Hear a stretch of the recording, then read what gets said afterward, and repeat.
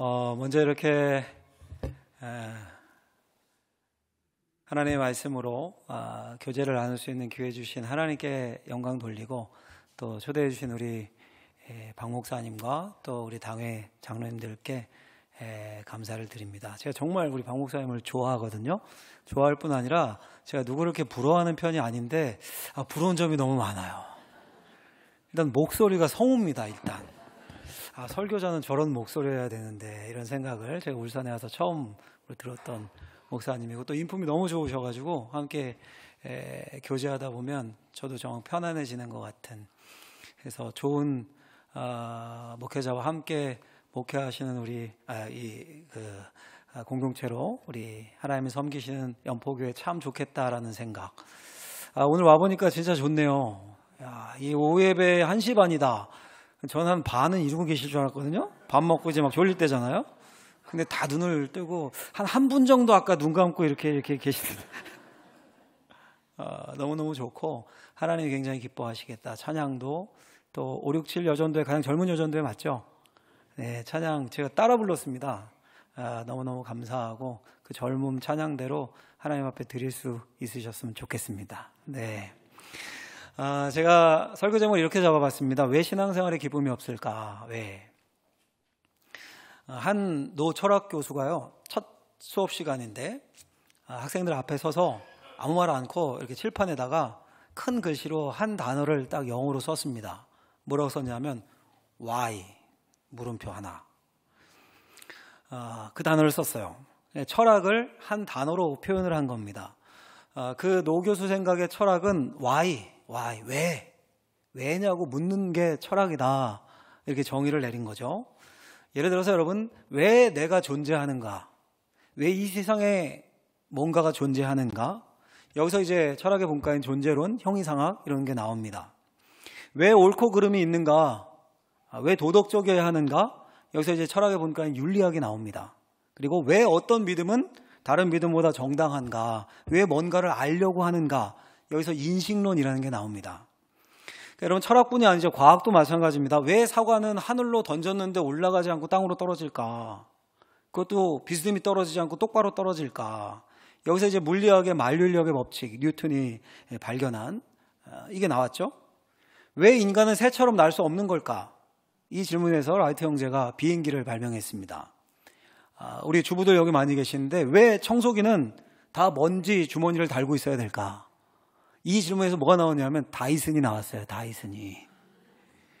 그러니까 여러분, 검증이 가능한 왜라는 질문은 과학과 기술이 되는 거고, 검증과 실현이 불가능한 왜라는 질문은 철학의 영역이 됩니다. 왜 세계가 존재하는가? 왜 뭔 옳고 뭔 그른가? 과학적으로 검증 불가능하잖아요. 그게 이제 철학입니다. 제가 이렇게 왜라는 질문에 대해 길게 설명하는 이유가, 우리 신앙생활을 함에 있어서도 이 왜라는 질문이 굉장히 중요합니다. 특별히 이 시대에는 중요합니다.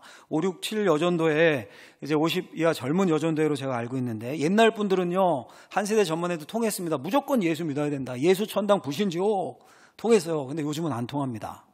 안 통합니다. 그래서 질문이 중요해요. 왜 매주 교회 오십니까? 왜 불교 이슬람이 아니라 기독교인이십니까? 왜 예수님을 믿으십니까? 생각하고 답을 할 수 있어야 신앙이 자랍니다. 그러니까 덮어놓고 믿는 게 신앙이 아니라 이해를 추구하는 믿음이라는 유명한 명제처럼 질문하고 답을 찾아가면서 신앙이 자라게 됩니다. 물론 여러분, 완벽하게 하나님을 이해할 수는 없습니다. 이게 우리 전제입니다. 하나님은 우리 이성 넘어, 생각 너머에 계십니다. 그래서 이해하는 믿음이 아니에요. 이해하는 믿음이 아니라 이해를 추구하는 믿음. 이해를 추구하는 믿음. 그래서 옛날 우리 믿음의 선조들이 웨스트민스터 신앙 고백, 소요리 문답, 대요리 문답 이런 거 우리 들어보셨잖아요, 한 번쯤. 우리 임직할 때 그 선서하고 그 질문 다 거기서 나오고, 그 질문과 묻고 답하는 것으로 신앙을 교육한 거죠. 이해를 추구한 겁니다. 이런 차원에서 제가 이런 생각이 들었어요. 언젠가 요즘 이제 목사님들, 목회자들을 만나서 목회자들이 하는 이야기가 다 교회 이야기죠. 목회 이야기 하다 보면 교회마다 이 코로나 지나면서 활력이 떨어지고 코로나 이후에 회복이 안 되고, 우리 연포교회 이렇게 오후 예배에 많이 오시는 거 저는 깜짝 놀랐습니다. 1시 반이라고 했는데 이거 막 오후 예배가 없어지는 교회도 있고요. 기쁨이 없다 신앙생활에, 이런 이야기를 많이 듣습니다. 그래서 질문이 생겨서 왜 그런 걸까? 왜? 분명히 하나님을 믿고 교회도 오고 예배도 드립니다. 근데 신앙생활에 기쁨이 없습니다. 기쁨이 없으니까 활력도 없어요. 활력도. 우리 연포교회는 그렇지 않은 것 같은데, 이 전도회도 너무 좋고. 근데 혹시 이 중에서도 혹시 신앙생활에 도대체 활력도 없고 기쁨도 없는 분들, 왜 신앙생활에 기쁨이 없을까요? 옛날엔 뜨거웠는데 점점 신앙의 연수는 많아지는데 왜 기쁨은 줄어들까요? 이게 제 질문이었습니다. 도대체 왜 그런 걸까? 그런 질문 끝에 나름 이제 답을 찾았어요. 그걸 오늘 이제 여러분들과 나누고자 합니다. 한 3가지 정도로 나누려고 하는데, 첫 번째는 뭐냐 하면 왜 그럴까 제가 찾은 답이, 한번 띄워주실 수 있으면 같이 한번 읽어볼까요? 첫째 제가 보냈는데 화면 안 되면 제가 할게요. 첫째로 제가 찾은 게 뭐냐면, 우리가 신앙생활이 믿음이잖아요. 믿음이 하나님을 기쁘시게 해드리는 것이기 때문에 그렇다. 이게 제가 찾았어요, 답을. 신앙생활이 곧 믿음생활인데 그 믿음을 우리가 잘못 이해하는 겁니다. 그렇게 신앙생활에도 기쁨이 없습니다. 신앙생활에서 오는 기쁨에 대해서 잘못 접근하고 있기 때문이죠. 여러분, 우리가 신앙생활을 하는데, 믿음생활을 하는데 이게 궁극적으로 우리 자신을 위한 겁니까? 궁극적인 목적은 우리 자신을 위해서가 아니라, 사도 바울이 말하죠. 뭐라고 이야기합니까? 그런즉 너희가 먹든지 마시든지 무엇을 하든지 누굴 위해 하라고요? 하나님의 영광을 위해 하라. 그러니까 신앙생활의 궁극적인 목적은 하나님의 영광이에요. 물론 우리도 좋고 마음도 평안하고 이런 것도 있지만 궁극적인 목적은 하나님의 영광이라고요. 그러니까 신앙생활은 궁극적으로 우리 자신을 위한 게 아니라, 우리의 믿음이 절대자인 하나님을 믿고 하나님의 기쁨을 위해서 자신을 부인하고 하나님께 영광 돌리는 삶을 살겠다라는 의지적인 결단입니다. 그래서 예수님이 말씀하셨어요. 마태복음에 보면 누구든지 나를 따라오려거든 자기를 부인하고 자기 십자가를 지고 나를 따라라. 이게 제자의 삶이죠. 그러니까 예수님을 따라서 주님의 영광을 위해 사는 삶입니다. 먼저 그의 나라와 그의 의를 구하는 삶입니다. 여러분, 이런 차원에서 히브리서의 기자가 믿음장이라고 불리는 믿음장에서 믿음의 사람들을 쭉 나열하다가 잠시 멈춰서서 믿음에 대해서 말합니다. 오늘 본문인데 믿음을 뭐라고 얘기합니까? 믿음이 없이는 하나님을 기쁘시게 하지 못하나니, 이렇게 말해요. 믿음이 없이는 하나님을 기쁘시게 하지 못한다. 그러니까 믿음을 지금 하나님을 기쁘시게 하는 것과 연결을 짓습니다. 여러분, 제가 생각하기에 믿음이 뭘까라고 할 때 가장 이제 선명한 정의라고 생각해요, 저는. 여러분, 믿음이 뭡니까? 믿음이 뭐냐라고 정의를 물으면 믿음을 정의하는 게 이게 그리 쉽지 않습니다. 쉽지 않아요. 그래서 믿음장이라고 불리는 히브리서 11장에서도 믿음은 이것이다, 첫째, 둘째, 셋째, 이렇게 쭉 정의 내리고 있지 않고, 믿음으로 아벨은, 믿음으로 에녹은, 믿음으로 아브라함은, 믿음으로 모세는, 이렇게 쭉 믿음의 사람들의 실예를 듭니다. 예를 들어요. 그러면서 중간에 이런 질문을 던지고 있는 겁니다. 믿음이 없으면 어떻게 될까? 믿음이 없으면 어떻게 될까? 여러분, 예를 한번 들어볼까요? 예를 들어서 산소 아시죠? 원소기호 O2라고 하는 산소.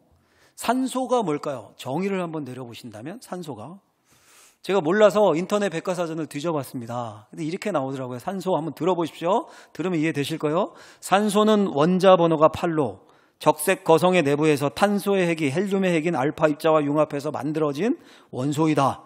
질량수가 16인 동위원소, 즉 16O가 대부분이고 소량으로 존재하는 18O, 17O의 원자 핵도 안정하다. 산소예요, 이게. 산소의 정의라고요, 여러분. 화학 전공자 아니고 모르겠죠. 무슨 말 하는 건지. 근데 산소가 없으면 어떻게 될까요? 아주 답이 간단해요. 죽어요. 죽습니다. 호흡하는 동물, 식물도 죽을 겁니다. 물도 H2O, 산소가 들어가니까 물도 없어지지 않을까요? 그러니까 산소가 없다면 안 되는구나, 죽는구나. 우리의 삶에 있어서 산소는 없어서는 안 되네. 진짜 중요한 거네. 쉽게 답이 나오죠. 쉽게. 그 방법을 쓰고 있는 겁니다. 지금 히브리서 기자가. 믿음을 정의하기가 쉽지 않지만 신뢰를 쭉 그래서 들어요. 그러나 믿음이 없으면 어떻게 될까? 답이 단순하네. 믿음이 없이는 하나님을 기쁘시게 하지 못하나니. 이 말은 믿음이 있어야 하나님을 기쁘시게 할 수 있다는 거죠. 여러분, 믿음 생활, 신앙 생활은 하나님을 기쁘시게 하는 생활을 하는 겁니다. 할렐루야. 그럼 여러분 한번 생각을 해보자고요. 내 기쁨을 채우는 것과 하나님의 기쁨이 되는 것 중에 뭐가 더 쉬울까요? 뭐가 더? 왠지 하나님의 기쁨이 되는 건 굉장히 어려울 것 같아요. 우리 생각에 굉장히 어렵고 막 십자가 지고 따라가겠으니까 내가 기쁠 게 훨씬 더 쉬울 것 같은데, 내가 기쁨을 누리는 게. 여러분, 예를 들어서 한 대학생 자녀가 있는데, 야, 아빠가 나로 인해 기뻤으면 좋겠다, 아버지에게 웃음을 드리고 싶다, 이런 목표를 잡았습니다. 어려울까요? 제가 생각하기엔, 저도 아들이지만 굉장히 쉽습니다. 당장 문자 한 통이면 돼요. 아빠 감사합니다. 지금까지 낳아주시고 길러주셔서 너무 감사하고 사랑합니다. 존경합니다. 그 문자 한 통이면 아빠 입 그날 하루 종일 입 찢어집니다. 그렇죠? 별것 안 해도 학생이니까 그냥 자기 공부하고 뭐 자기에게 유익한 학점 관리하고 뭐 별거 안 해도 그 문자 한 통이면 아빠 입 찢어집니다. 근데 그 반대로 아빠를 이용의 대상으로 삼고 아빠로부터 내가 기쁨을 얻기를 원한다라고 해보십시오. 쉬울까요? 아빠가 5만 원 용돈 주면 채워질까요? 그 기쁨이? 금방 10만 원 원할 겁니다. 더 얻기를 원해요. 나중에 이제 유산까지 생각하는 거예요. 그러니까 하나님이 기뻐하시는 게 훨씬 더 쉬운 겁니다, 여러분. 우리 겨자씨만한 믿음에도 하나님 기뻐하십니다. 우리가 하나님께 마음 다해서 2랩돈만 드려도, 5병이어만 드려도 하나님 입이 찢어주십니다. 우리 1년에 한 번 드립니까? 헌신예배? 한 번 헌신예배 드릴 때 마음과 뜻을 다해서 드리면 하나님이 입이 하늘에서 찢어지시는 겁니다. 그래서 심지어 하나님 이렇게까지 말씀하시죠. 스바냐서에 보면 너의 하나님 여호와가 너희 가운데 계시니 그는 구원을 베푸실 전능자시라. 그가 너로 말미암아 기쁨을 이기지 못하시며 너를 잠잠히 사랑하시며 너로 말미암아 즐거이 부르며 기뻐하시리라. 할렐루야. 여러분, 하나님이 우리가 드린 헌금 때문에 기뻐한다고 말씀합니까? 하나님 우리가 막 교회 건축하고 예배당 건축하고 선교하고 우리 업적 때문에 사랑한다고 하십니까? 아니죠. 너로 말미암아 기쁨을 이기지 못한다. 너를 잠잠히 사랑하신다. 너로 말미암아 즐거이 부르며 기뻐하신다. 너 자체로 인해서, 네 존재 자체로 인해서 기뻐하신다는 겁니다. 예수를 믿어서 구원받고 하나님의 자녀된 그 존재 자체로 인해 하나님을 기뻐하고 사랑하십니다. 예수를 믿는 믿음만으로도 하나님의 기쁨이 됩니다. 그게 여러분 우리가 잘 챙겨야 될 게 뭡니까? 우리 믿음이에요. 우리 믿음. 믿음만 있으면 하나님의 기쁨이 될 수 있습니다. 바라건대 우리 5, 6, 7 여전도의 연포교회 모든 성도님들이 믿음으로 하나님의 기쁨 되는 여러분들 되시길 예수님의 이름으로 축원합니다. 축원합니다. 자, 여러분 그렇다면요, 이 믿음 있으시잖아요. 그러니까 이 오후 예배 오셨죠. 믿음 없는 분들은 벌써 다 가셨고, 그렇죠? 믿음이 있는 우리 어떻게 해야 될까요? 어떻게 해야 될까요? 두 번째로 내 기쁨이 아니라 하나님의 기쁨을 구해야 합니다. 이거 한번 따라해 볼까요? 내 기쁨이 아니라 하나님의 기쁨을 구하자. 예, 여러분 우리는 흔히 믿음하면 강한 믿음, 센 믿음, 믿습니다. 믿습니까? 믿습니다. 이런 된소리의 믿음, 확고한 믿음, 어떤 상황에서도 흔들리지 않는 확신, 이런 걸 믿음이 좋다라고 이야기를 합니다. 그렇게 얘기를 해요. 근데 여러분, 어떤 어려움이 있어도 내가 믿는 것에서 확신해서 끝까지 흔들리지 않고 확신으로 밀어붙여서 내가 원하는 소원과 꿈을 이루는 게 믿음이 좋은 거예요. 그래서 믿음의 명예의 전당에 올라가 있는 히브리서 11장의 그 수많은 믿음의 위인들을 보면서도 이 사람들처럼 나도 믿음을 잘 키워서 믿음의 명예의 전당에 올라가야지, 나도 강한 믿음 가져야지, 이렇게 생각을 합니다. 믿음이 정말 그런 겁니까? 내가 잘 될 거라는 믿음, 나만 흔들리지 않으면, 나만 믿음을 잘 지키면 내가 꿈꾸고 소망하는 것이 하나님이 채워주시고 결국 이루어질 거다, 그런 강한 확신, 그게 믿음입니까? 이게 믿음일까요, 여러분? 여러분, 믿음은 내 소원, 내 생각을 관철해내는 능력이 아닙니다. 어떻게든 하나님을 졸라가지고 내가 원하는 것을 기필코 얻어내는 게 믿음이 아니라고요. 그런 거는요, 미신이 훨씬 더 잘합니다. 미신이. 무속신앙이 소원 빌어주는 것에 있어서는 훨씬 더 탁월합니다. 제가 지금 찾아보니까 2023년 기준인데 우리나라 그 무속인 수가 약 100만 명이 넘는다 그래요. 100만 명이.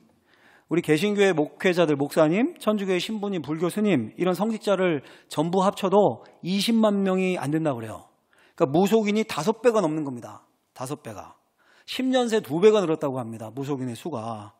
그리고 점술 산업의 규모가 약 10조 원가량 된답니다. 그러니까 어마어마한 거죠. 요즘 막 인터넷으로도 보고 막. 그러니까 수치상으로 하면 우리나라 인구를 한 5천만 정도 잡으면 국민 50명 중 1명은 무속인이라는 겁니다. 100만 명이 무당 역술인이니까. 그러니까 점집이 100만 개란 뜻도 됩니다. 그러니까 이게 골목마다 돌아다니면 뭐 무슨 신녀, 무슨 보살 막 많이 있잖아요. 그게 이제 당연히 그런 거예요. 이렇게 많으니까. 우리 연포교회 성도님들만이라도, 우리 빈말이라도, 야, 교회가 왜 이렇게 많아? 이런 말 하지. 점집보단 교회가 많은 게 낫잖아요, 여러분. 한국교회 최대 교단이라고 해봐야 10,000교회가 조금 넘고 이 정도거든요. 근데 점집이 이렇게 많다고요. 최근에 그 한국 리서치 조사에 보면 국민 41%가 점을 봤다 그래요. 41%가. 나이가 많을수록 점을 더 보고 막 매달리고 이럴 것 같죠. 제가 놀랍게도 60대 이상에서는 29%였는데 그 외의 모든 연령에서는 40% 이상이 나왔어요. 점을 본 게. 특히 18세에서 39세는 50%에 육박했습니다. 50%. 그러니까 수요가 많으니까 무속인도 역술인도 기하급수적으로 느는 겁니다. 수요가 많으니까 공급이 따라오는 거죠. 당연히. 자, 그러면 여러분 왜 점을 보고 왜 무당을 찾습니까? 신심이 깊어서요? 귀신과 교제하고 싶어서요? 이유는 하나입니다. 그만큼 소원 성취를 원하는 사람이 많은 겁니다. 그렇죠? 내가 원하는 소원을 말하면 10만 원 부적을 써줘요. 근데 소원이 안 이루어져요. 그럼 어떻게 하면 됩니까? 50만 원 부적을 쓰면 돼요. 잘 기억하십시오. 50만 원 쓰면 돼요. 그거 안 되면요. 올려야죠. 그렇죠. 올려야지. 100만 원짜리. 그것도 안 돼요. 정성이 부족한 거예요. 그럼 어떻게 해야 됩니까? 500만 원짜리 구판을 찾아가십시오. 그거 안 되면 1000만 원. 계속 가격이 올라가요. 언제까지요? 될 때까지. 그렇죠. 소원 성취될 때까지. 뭐 신과 교제하고 관계하고 교감하고 그 관심 없습니다. 하나님의 기쁨이나 영광, 뭐 더 귀하고 고귀한 가치를 위한 자기 부인 이런 거 관심 없습니다. 부적 쓰고 굿하는 사람이 무슨 창조주와의 관계, 내 인생의 목적은 무엇일까 이런 거 생각하는 거 보셨습니까? 오직 하나의 목적은 자기 소원 이루고 자기 기쁨 만족을 위해 하는 겁니다. 이게 미신이고 이게 미신의 현실이고 한계입니다. 한계. 근데 우리가 신앙생활을 미신처럼 하는 겁니다. 무조건 기도하면 들어주실 거야. 하나님이 내 소원 반드시 이루어주실 거야. 안 이루어지면 어떻게 하면 됩니까, 여러분? 정성이 부족한 거예요. 금요기도에 나오셔야 돼요. 금요기도에. 근데 안 돼요. 어떻게 하셔야 돼요? 새벽기도 나오셔야 되는 거예요. 새벽기도. 더 세게. 그래도 안 돼요. 작정에 금식하셔야죠. 금식. 안 되면 40일 작정기도 하셔야 되는 거예요. 그래도 안 됩니다. 기도만으로 부족한 겁니다. 봉사하셔야 됩니다. 찬양팀도 쓰시고 여러 가지 막 봉사. 거기다 누가 끼어들어서 조언도 합니다. 야, 너 헌금 안 해서 그런가? 헌금해야 돼. 헌금. 11조 감사헌금 작정헌금 해야지. 계속 늘려가요. 언제까지요? 내 소원 성취될 때까지. 그러다 힘에 붙이면 하나님이 어딨어? 나 자빠져요. 여러분, 이게 믿음이라면 무속신앙과 다른 건 뭡니까? 다른 차이가 뭐예요? 도대체? 여러분, 제가 몇 번 지금 말씀드렸지만 믿음은 나에게 집중하는 게 아니라 하나님께 집중하는 겁니다. 하나님을 기쁘시게 하는 게 믿음입니다. 하나님을 모를 땐 내가 점점 커지는 게 행복이었습니다. 근데 이제 달라졌어요. 나는 점점 작아지고 하나님은 점점 커지는 게 내 행복이고 기쁨입니다. 그게 우리가 사는 목적입니다. 바울의 고백처럼 나는 십자가에 못 박고 내 안에 그리스도가 삽니다. 나는 점점 작아지고 내 안에 예수님은 커집니다. 내가 이제 육체 가운데 사는 것은 나를 사랑하사 나를 위해 자기 자신을 버린 하나님의 아들을 믿는 믿음으로 사는 것이다. 이게 믿음이에요. 혹시 이런 질문하는 분이 있을 수 있습니다. 목사님, 그래도 내가 좋아야죠. 내 기쁨이 우선이지 무슨 뭐 하나님 기쁘시게 하면 내 인생은 뭡니까? 뭐 하나님이 자기 기쁨 누리려고 나 이용하는 겁니까? 제가 올 4월에 본 기사 중에 이런 기억에 남는 기사가 있는데 충남에 사는 한 70대 어르신이 급하게 서울에 있는 용산경찰서에 뛰어드신 겁니다. 지구대에. 뛰어드셔서 막 벌벌 떨면서 하시는 말씀이 딸을 만나야 되는데 내가 주소를 모른다. 딸을 만나야 되는데 도움을 요청하신 거예요. 경찰관이 사연을 물어봤겠죠. 근데 보이스피싱인 걸 딱 직감을 한 겁니다. 딸 목소리를 흉내내서 아빠 나 보증 잘못 썼어. 당장 2,700만 원 급전이 필요해. 막 울먹이면서 딸의 목소리 그 전화를 받고 한 달음에 충남 당진에서 서울까지 상경을 한 겁니다. 품에는 급전으로 500만 원 마련해가지고 품고 어르신 휴대폰은 악성 코드 때문에 먹통이고 그러니까 전화 안 되니까 무조건 용산파출소 달려 들어가가지고 딸 주소 알려달라고 얼굴이 파랗게 질리셔가지고 도움을 요청한 겁니다. 경찰이 찾아 나섰겠죠. 연락이 돼서 딸이 지구대에 찾아왔어요. 딸의 아버지 보자마자 팔 벌려 확 끌어안고 막 울고 아버지도 울고. 자, 여러분 이게 아버지의 마음이죠. 아버지의 마음. 여기 부모님들 다 같은 마음이실 겁니다. 자녀가 안타까운 일이 생기면 내가 미칠 것 같아요. 자녀가 잘 되는 게 내가 잘 되는 것보다 훨씬 더 좋습니다. 저도 그래요. 저도 제 아이가 저보다 키 크고 똑똑하고 잘 되고 배 아플까요? 요만큼도 배 안 아픕니다. 그거는 샘도 안 나요. 저보다 훨씬 더 잘났으면 좋겠어요. 여러분 왜 자녀가 잘 됐으면 그렇게 좋겠습니까? 내가 잘 되는 것도 아닌데 왜 그렇습니까? 자녀가 곧 나예요. 내가 돈을 들여서라도 온갖 희생을 다해서라도 자녀가 잘 되면 그걸로 족합니다. 보상이 없어도 상관없습니다. 이게 사랑이죠. 사랑. 여러분 마치 하나님의 기쁨이 되는 게 이와 같습니다. 하나님이 기뻐하시면 하나님만 좋을까요? 하나님만 좋고 우리는 막 짜증나고 힘들고 그런 걸까요? 그게 아닙니다. 우리도 좋습니다. 그게 믿음입니다. 그게 믿음은 하나님을 기쁘시게 하는 거예요. 하나님만 좋고 우리는 손해보고 이게 절대 아닙니다. 하나님의 기쁨이 곧 우리의 기쁨이 되고 우리의 복이 됩니다. 그러니 우리 자신의 기쁨이 아니라 하나님의 기쁨을 구하라는 거예요. 그게 믿음이고 그게 절대 내 손해가 아닙니다. 하나님의 기쁨이 되면 하나님 안에 있는 하나님을 아버지로 둔 우리에게도 놀라운 기쁨이 생깁니다. 내 기쁨을 위해서 내가 내 만족을 위해서 아무리 노력해도 채울 수 없는 그 빈 공간이 하나님의 기쁨이 되는 삶으로 바뀌면 채워진다는 거예요. 이게 믿음의 신비입니다. 믿음의 신비. 그러니까 내가 아니라 우리 하나님께 집중해서 하나님의 영광을 위한 삶. 그래서 먼저 그의 나라와 그의 의를 구하는 삶. 그래서 아버지 하나님이 내 인생을 돌봐주시고 주 안에서 기쁨이 충만한 삶. 그런 신앙생활 하시기를 예수님의 이름으로 축원합니다. 축원합니다. 자, 마지막 한 가지만 더 생각해 볼게요. 자, 그러면 지금까지 믿음이 하나님을 기쁘시게 하는 거다. 내 기쁨이 아니라 하나님의 기쁨을 구해야 된다. 그럼 질문이 생기죠. 그 하나님을 기쁘시게 하는 믿음은 어떤 믿음인가? 어떤 믿음일까? 오늘 결론인데 세 번째가 뭐냐면 한번 따라해 볼까요? 하나님이 살아계심을 믿고 그분과 개인적인 친밀함으로 나가야 한다. 이게 믿음의 삶입니다. 다시 오늘 본문 한 절을 들어가 보시면 이렇게 되어 있습니다. 6절에 믿음이 없이는 하나님을 기쁘시게 하지 못하나니 하나님께 나아가는 자는 뭐라고요? 반드시 그가 계신 것과 또 하나는 뭡니까? 또한 그가 자기를 찾는 자들에게 상 주시는 이심을 믿어야 할지니라. 아멘.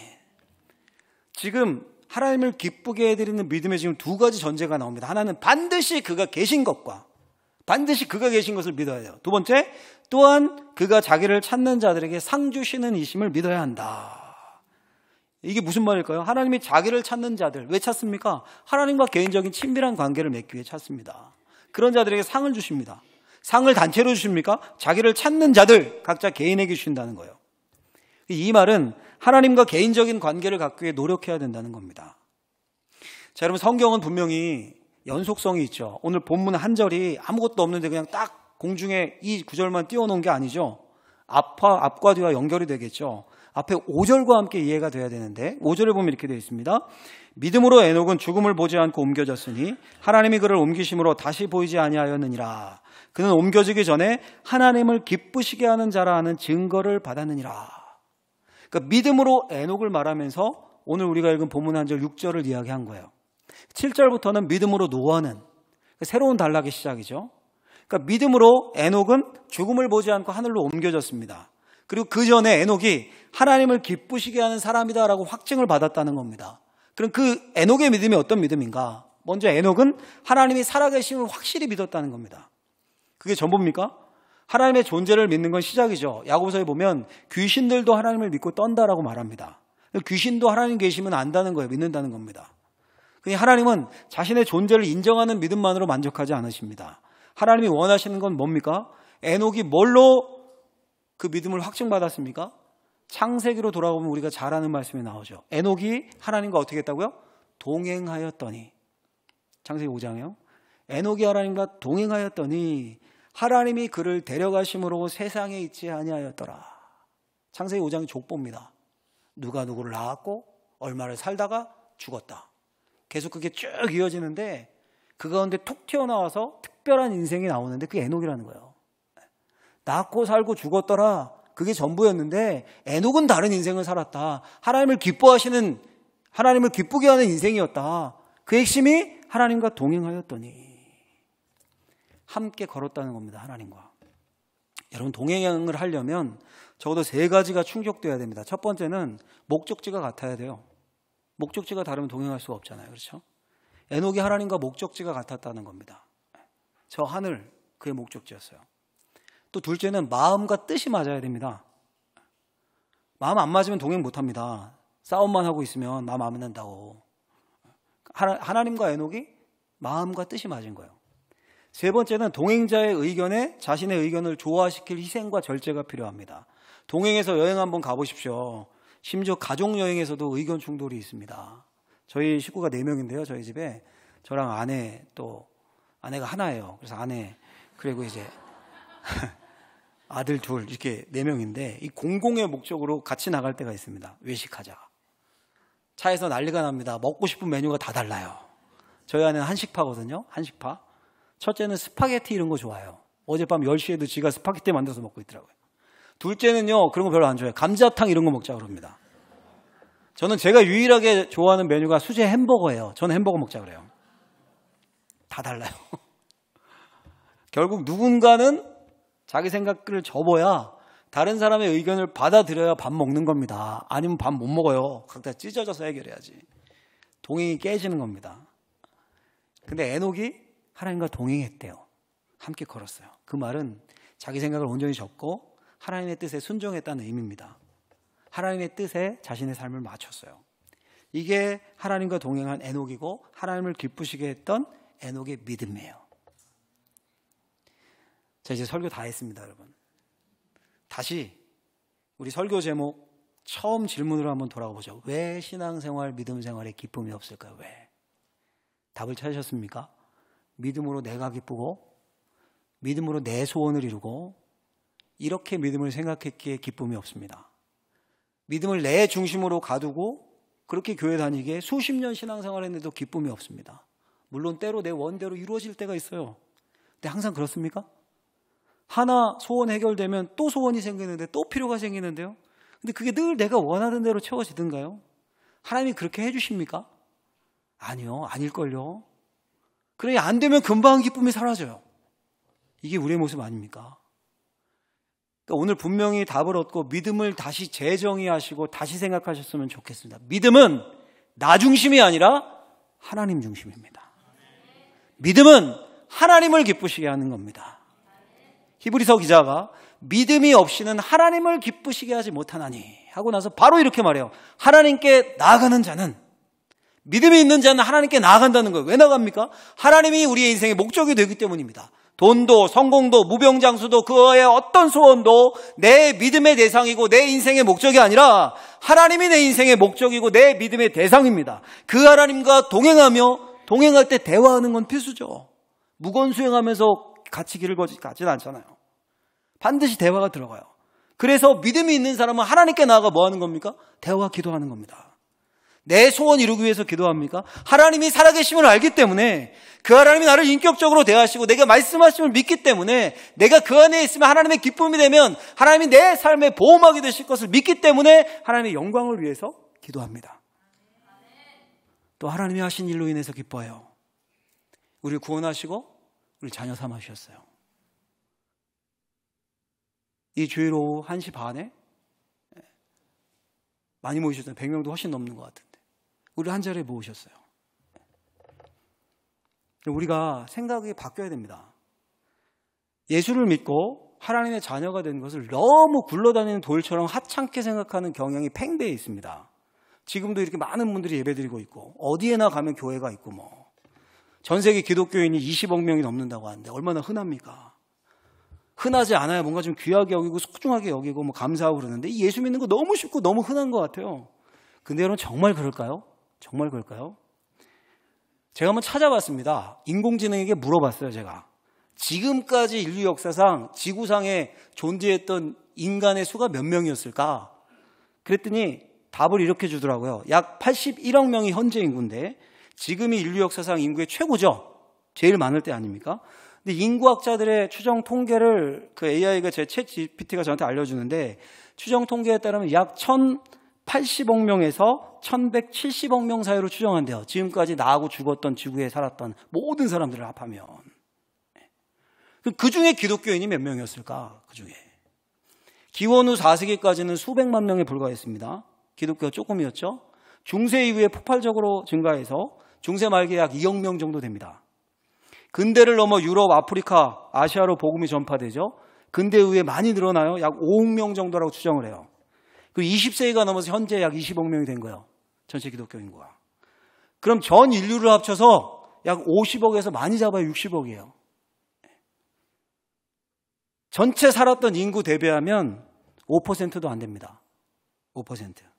그럼 그 5%가 다 구원받은 그리스도인일까요? 교회에 가라지와 알곡이 같이 있다고 주님이 하셨는데, 그렇죠? 그냥 예배당 오고 기독교 집안이고 중세 시대에는 기독교 아니라고 하면 취직도 안 되고 도시에서 쫓겨나고 그러니까 명목상 그리스도인도 많았겠죠. 그러니까 많이 잡으면 한 3%? 2.5%? 더 적을 수도 있어요. 그 3% 안에 여러분들 속해 있는 거예요 지금. 여러분. 고등학교 내신 1등급이 4%입니다. 4%. 전 과목 우리 잘 알잖아요. 5, 6, 7을 여전대는. 전 과목 1등급이면 여기 아마 입이 찢어져서 다니실걸요? 인류대 가는 거예요, 애들. 전교에 많아야 한두 명입니다. 근데 예수를 믿고 이렇게 주일에 교회라는 이름으로 모이고 전도회로 교제하고 헌신을 다짐할 수 있는 게 3% 이내라고요. 하찮은 일이 결코 아닙니다. 너무너무 영광스럽고 너무너무 소중한 일이에요. 그래서 사도 바울은 에베소서를 시작하자마자 뭐라고 합니까? 찬송하리로다. 그 비밀을 아니까. 인사하자마자 찬송하리로다. 하늘의 모든 신령한 복을 나에게 주신. 우리의 반응도 이래야 할 줄로 믿습니다. 찬송하리로다. 여러분 저는 이제 말씀을 마치고 가지만 오늘 말씀을 마음에 잘 새겨졌으면 좋겠습니다. 아주 간단합니다. 나 중심으로 살고 생각하면 아무리 신앙생활해도 기쁨이 없습니다. 금방 사라집니다. 기쁨은. 하나님 중심으로 살면 기쁩니다. 믿음은 다른 게 아니라 결국 간단합니다. 삶의 중심축을 나에게서 하나님께로 옮기는 겁니다. 간절히 바라건대 믿음으로 하나님을 기쁘시게 하는 우리 567 여전도의 우리 연포교회 모든 성도님들이 되시기를 나중에 박 목사님한테 확인할 겁니다. 기쁨이 충만한 교회가 되고 있는지. 그렇게 되길 예수님의 이름으로 축원합니다. 기도하겠습니다. 하나님 아버지, 하나님을 기쁘시게 하는 인생 되고 싶습니다. 우리에게 믿음을 허락하시고 믿음으로 하나님을 기쁘시게 하는 삶 다 되게 하여 주옵소서. 예수님의 이름으로 기도하옵나이다. 아멘.